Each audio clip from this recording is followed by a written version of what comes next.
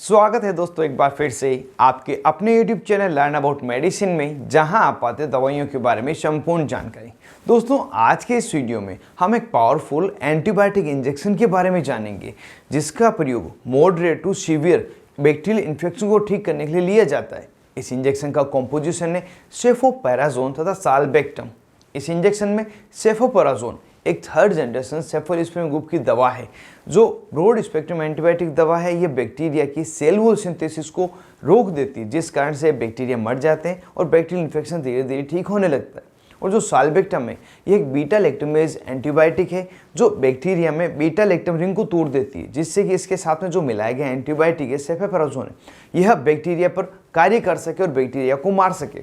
इस तरह से दोनों ही दवाइयाँ मिलकर बैक्टीरियल इन्फेक्शन को ठीक करने का कार्य करती है। यहाँ पर अगर इस इंजेक्शन की स्ट्रेंथ की बात करें तो यह इंजेक्शन 500 मिलीग्राम, 1 ग्राम, 1.5 मिलीग्राम तथा हाई स्ट्रेंथ 3 ग्राम तक बनाया जाता है। इस इंजेक्शन को जिस नाम से मेडिकल स्टोर पर आप खरीद सकते हैं, उस हम इसके ब्रांड नेम कहते हैं। कुछ पॉपुलर ब्रांड नेम को हम यहाँ पे जान लेते हैं, जैसे कि Magnex forte injection, sulperazone injection, Zostum injection, safe zone injection. यह इसके कुछ पॉपुलर ब्रांड है जो आपको फ्रीली कहीं पे भी मिल जाएंगे, और हो सकता है किसी अन्य नाम से भी आपको ये मेडिकल स्टोर पर मिल जाए। जो भी आसानी से मिले आप ले सकते हैं। उसका कॉम्पोजिशन सेफोपैराजोन तथा साल्बेक्टम ही होना चाहिए। अब यहाँ पर इसके यूजेस को जान लेते हैं, किन किन स्थितियों में इसका प्रयोग लिया जाता है। तो जैसा कि यह एक पावरफुल एंटीबायोटिक इंजेक्शन है तथा moderate to severe bacterial infection को ठीक करने के लिए इसका प्रयोग लिया जाता है। इसलिए हम यह मान सकते हैं जिस किसी भी प्रकार का बैक्टीरियल इन्फेक्शन हुआ सभी में इसको दिया जा सकता है। लेकिन मुख्य रूप से जिस इन्फेक्शन में इसको दिया जाता है वह इन्फेक्शन है UTI इन्फेक्शन, जिसे हम यूरिनरी ट्रैक्ट का इन्फेक्शन कहते हैं। इस इन्फेक्शन के अंदर किडनी, यूरेथ्रा, ब्लैडर, पेशाब की नली, यह सभी इंक्लूडेड होते हैं। इसमें किसी भी प्रकार का अगर इन्फेक्शन होता है तो उस समय यह इंजेक्शन डॉक्टर द्वारा एडवाइस किया ही जाता है। जब UTI के इन्फेक्शन होता है तो व्यक्ति को पेशाब में जलन होना, पेशाब में दर्द होना, रुक रुक कर पेशाब आना, पेशाब के साथ में पस आना, बहुत ही ज़्यादा सीवियर लोअर एब्डोमिनल पेन होना, इस तरह की समस्याएं होती है, तो उस समय यह इंजेक्शन दिया जाता है। साथ ही किसी व्यक्ति को किडनी में इन्फेक्शन हो गया हो, किडनी में सूजन आ गई हो, साथ ही पेशाब की थैली में सूजन आ गई हो, उस समय में भी यह इंजेक्शन उस बैक्टीरियल इन्फेक्शन को, उस सूजन को ठीक करने के लिए बहुत ही अच्छा फायदा करता है। इस बीमारी के अलावा इस दवा का प्रयोग अपर रेस्पिरेटरी ट्रैक्ट के इन्फेक्शन में, जो श्वास नली का इन्फेक्शन है, जो फेफड़ों का इन्फेक्शन है, इसको ठीक करने के लिए लिया जाता है। फेफड़ों के इन्फेक्शन जो मुख्य इन्फेक्शन है वो है न्यूमोनिया। यदि किसी व्यक्ति को न्यूमोनिया हो गया है उसमें इसका प्रयोग लिया जा सकता है। साथ ही स्किन इन्फेक्शन किसी व्यक्ति को हो गया तो काम आता है। सेक्सुअल ट्रांसमिटेड डिजीज़ एक बीमारी है जिसमें गोनोरिया प्रमुख है। यह स्त्री तथा पुरुष दोनों में देखा गया है। इस समय उनके जननांगों के पास में छोटी छोटी फुंसियाँ हो जाती है, डॉट्स लगने लगते हैं, रेडनेस हो जाती है और सूजन भी आ जाती है, और साथ ही पेशाब से जुड़ी हुई समस्याएं होती है। तो इस स्थिति को ठीक करने के लिए भी यह इंजेक्शन दिया जाता है।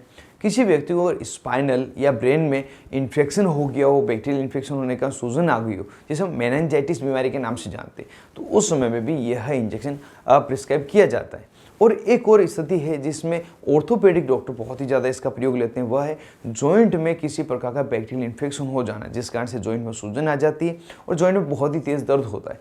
तो इन सभी तरह के जो इन्फेक्शन है उसको ठीक करने के लिए इस इंजेक्शन का प्रयोग लिया जाता है। और जैसा हमने जाना था कि powerful broad spectrum antibiotic injection है, तो किसी भी प्रकार का अदर इन्फेक्शन भी हो, जैसे पोस्ट ऑपरेटिव इन्फेक्शन हो, किसी को ज़्यादा वुंड हो गया हो, डायबिटिक पेशेंट है, वुंड ठीक नहीं हो रहा हो, तो सभी प्रकार के पेशेंट को जिसको बैक्टीरियल इन्फेक्शन हुआ है इसे दिया जा सकता है।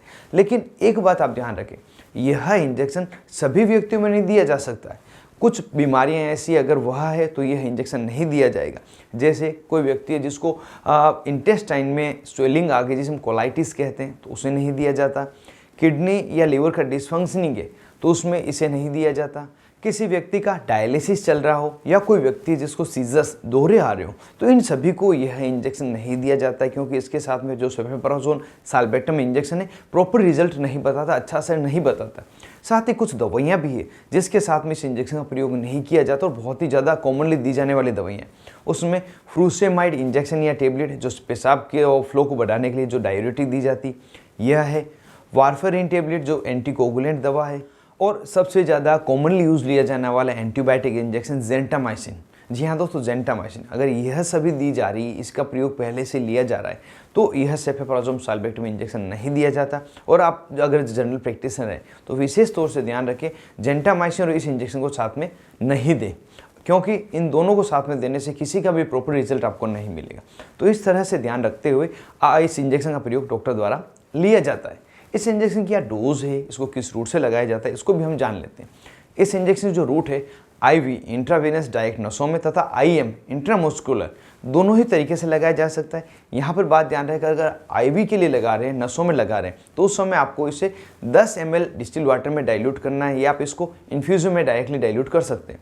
और अगर आईएम लगा रहे हैं तो उस समय मैक्सिमम 4 ml ही डिस्टिल वाटर लेना, इससे ज़्यादा क्वान्टिटी आईएम में नहीं लगाई जाती।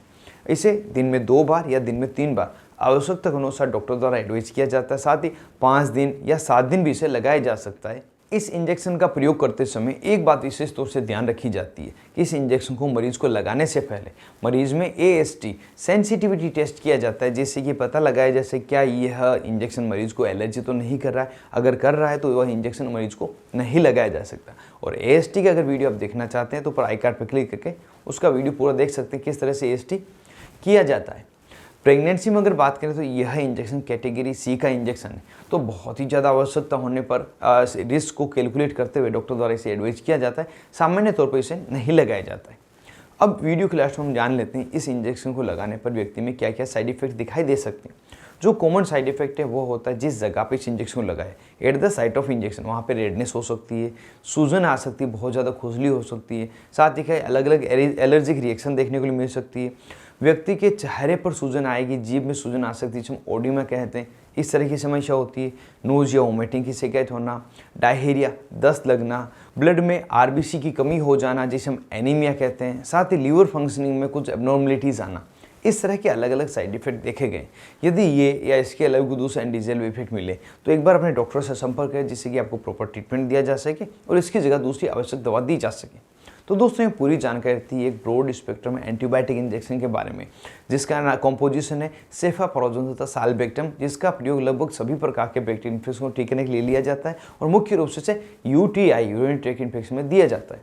उम्मीद करता हूँ बिल्कुल नई दवा की जानकारी मिलने के साथ वीडियो आपको जोर से पसंद आया होगा। यदि वीडियो आपको पसंद आया तो वीडियो को जोर से लाइक करें और ज़्यादा से ज़्यादा इसको शेयर करें। आज के इस वीडियो में बस इतना ही। मिलते हैं किसी नए वीडियो में, नई दवा, नई टॉपिक के साथ में। तब तक के लिए स्वस्थ रहें और मस्त रहें।